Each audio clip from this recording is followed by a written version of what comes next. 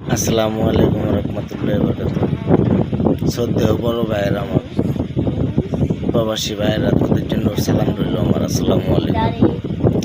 সবাই ভালো আছেন তো? এটা দুঃখের কথা শর্টকাট বলতে চাই।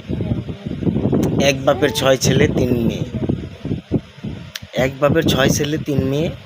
তার ভিতর যে মেজর যে ছেলেটা আছে, ওর সাথে সর্বনিম্ন আচরণ করা হয়েছে। ওই ছেলেটাকে সর্বক্ষণই ঠকানো হয়েছে।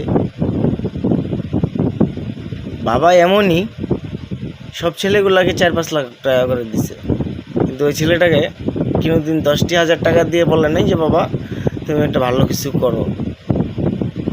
তে এইসব বাবাদেরকে আমি আল্লাহর কাছে সবসময় অভিশাপ দেবো না, আমি কেন আল্লাহর কাছে সবসময় ইয়া করি, আল্লাহ ওদের মনের মধ্যে হেদায়েত দান করো।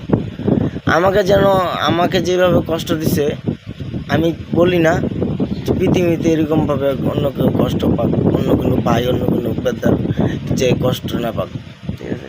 দুনিয়ার মধ্যে না টাকাই সবাই চিনে, সম্পর্কটা চিনে না ভাই, চিনে শুধু টাকা। আমার মাথায় যে আজকে তেল থাকতো, আজকে যদি একটা পালসার গাড়ি থাকতো, 20 লাখ টাকা ক্যাশ থাকতো ভাই, কত আত্মীয় স্বজন থাকতো, বাবা সেকেন্ডের মধ্যে 40 বার বাপ ডাকতো। কিন্তু ওই যে বাপ রে বাপ নাই, আমার টাকা পয়সা ভাই, গরিব মানুষের, গরিবের কি কেউ আছে?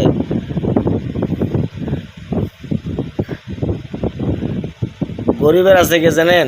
ওই যে আমার আরশের মালিক, ওহে আমার আরশের মালিক, তোমার কাছে চাই করিয়া দাও, তাদের তুমি হেদায়েত দান করিয়া দাও। কষ্ট যা পেয়েছি আমি তাই পেয়ে থাকতে চাই।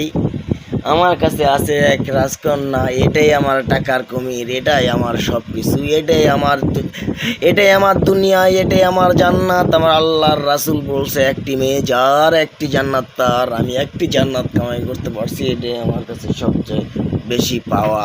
আমার এই রাজকন্যা, আমার মেয়ে, আমার কলিজার টুকরা, আমার হার্ট, আমার রাত কইলা বুঝাইতে পারবো না। কি যে আমার মাইয়া, আমার কি বইলা বুঝাইতে পারুম না রে ভাই আপনাকে।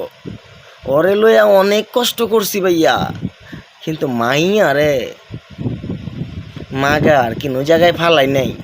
কথা বুঝেন নি কে ভাই? মনে অনেক যন্ত্রণা, তাও মাইয়ারে ফেলাম না। তাই বলি সবাই সবার জায়গা থেকে মাইয়ারে না অবহেলা করেন না, মাইয়ারে ভালোবাসেন। মাইয়ায় আপনি রে আল্লাহর কাছে যাই চাইবো, আল্লাহ তাই দিব আপনি রে। কথা বুঝেন একটা?